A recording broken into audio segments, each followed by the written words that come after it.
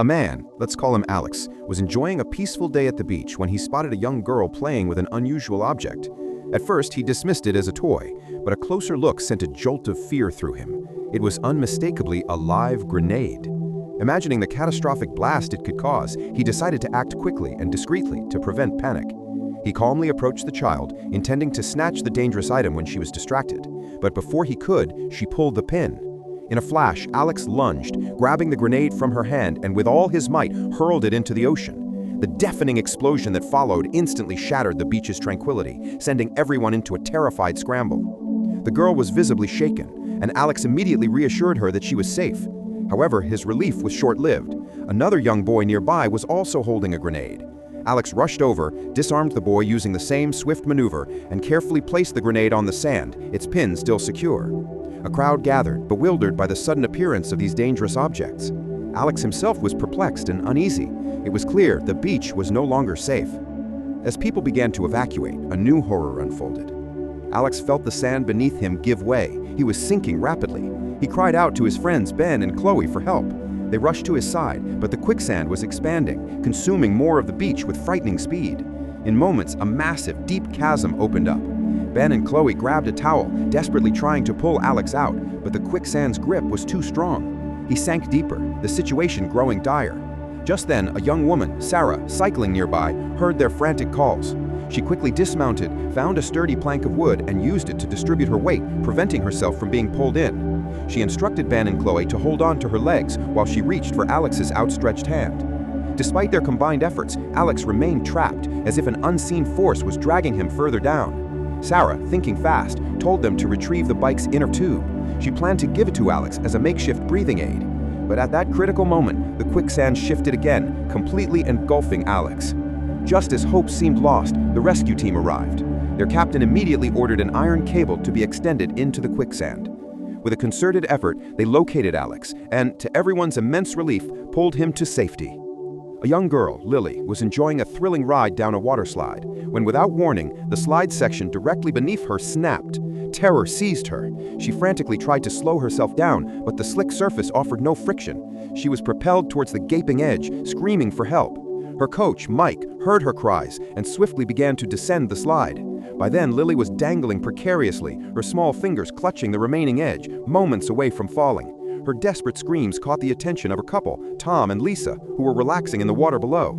Tom immediately sprang into action. As he reached the slide, Mike had just managed to grab Lily's one hand. Tom, with equal speed, grasped her other hand. Together, the two men strained, pulling the terrified girl back to safety from the brink. The renowned illusionist, Marius, was performing his signature underwater escape act. His assistant, Lena, secured heavy chains around him, then pocketed the key. She then attached a hefty weight to the other end of the chain and plunged into the ocean. Marius's task was to free himself while submerged. As he descended towards the seabed, a crucial error occurred. The key, which he had cleverly hidden between his toes, slipped out prematurely. Marius began a frantic search, his oxygen depleting rapidly. Onshore, the audience buzzed with anticipation, unaware of the real danger unfolding. Marius fought desperately, the struggle becoming genuine. A vigilant lifeguard, Officer Parker, noticed his distress and immediately dived in. Reaching Marius, Parker first provided him with a life-saving breath of air, then joined the desperate search for the key. Marius was clearly nearing his limit. Fortunately, the key was finally found. Marius, with practiced ease, unlocked the chains from his wrists and ankles and then surfaced dramatically to the roar of the crowd. Officer Parker, seeing Marius safe, discreetly retreated, allowing the magician to bask in the well-deserved applause alone. Safety message: always supervise children near water and when they are playing with potentially dangerous items. A single mother, Sarah, suffered an accidental wrist injury at home. With the quick thinking and kindness of her neighbor, she was rushed to the hospital. Before leaving, she entrusted her young son Leo to the care of firefighter Finn and Officer Detective Jones, who had responded to the call. Finn immediately began the somber task of cleaning up the bloodstains, while Detective Jones, to lighten the mood, engaged Leo in an imaginative toy gun battle. "You got me, Chief," Jones exclaimed, as they both laughed, enjoying the playful interaction. Leo, fascinated, asked to see Jones's police badge. Without hesitation, Jones unpinned it and handed it to the boy to examine. As the afternoon wore on, the two guardians grew tired and settled down for a chat. Unexpectedly, Leo picked up a real gun and aimed it directly at them. "Whoa, Leo, put that down. That's not a toy," Finn said, his voice tense. "Leo, lower the gun." The next second, the safety clicked off and a shot rang out. The recoil threw the small boy backward. Finn rushed to his side, quickly securing the weapon and removing the bullets, comforting the shaken child. Then a groan from behind them. Ryan had been hit. Finn frantically placed the gun on a high shelf and went to Ryan's side, dialing 911. The line was busy. Ryan, barely able to speak, choked out his father's name. He was a paramedic. Finn called Ryan's father, begging him to come. She then began CPR. Despite his father's swift arrival, the bullet had struck a vital area and Ryan had lost too much blood. Officer Ryan, a dedicated public servant, died from an accidental shot fired by a young boy. Later, the police station held a somber memorial, honoring him with a solemn salute. A department store was engulfed in flames. As firefighters led by Captain Eva arrived, loud bangs echoed from inside, sounding like gunshots, only to realize it was fireworks exploding. The team, including veteran firefighter Leo and junior member Mia, entered the burning building. Their hoses battled the flames, and the HVAC system was activated to vent smoke. However, there were no sprinklers. Eva noticed an elderly man shamelessly stuffing candy into his pockets, ignoring Leo's attempts to stop him. He only left when his pockets were overflowing. Eva used the store's intercom, ordering everyone to evacuate and leave any stolen merchandise behind. Her pleas were ignored. Fortunately, the fire was quickly under control. As they prepared to wrap up, Leo suggested they check for any unburned fireworks. Mia, eager to avoid overtime, flatly refused. Checking would take at least an extra hour, she stated. She instructed everyone to set up fans to clear the thick smoke, unaware of the dangerous oversight this decision would create. Meanwhile, Ben was tending to a severely burned teenager. The boy casually admitted that he and his friend, Chris, had started the fire by setting off fireworks as a prank. Now, Chris was missing. Realizing the gravity of the situation, Eva barked, "Did you evacuate a kid with burns? About 14? Negative, negative." Leo, without a moment's hesitation, plunged back into the smoke-filled store. He found a terrified boy huddled under a chair in a fitting room. "Please don't shoot me," the boy begged. "Why would a firefighter have a gun?" Leo reassured him. "You're not dying today." He explained he'd always expected to be in a shooter situation due to news reports and school drills. He couldn't move his legs and had wet himself from fear. Just then, Ben entered. This wasn't Chris. As Ben and Leo spoke, more fireworks exploded. "It's just more fireworks, okay?" Leo yelled, quickly dragging the terrified boy out. Ben continued his search and finally found Chris, badly burned from an explosion, hidden in a storage box.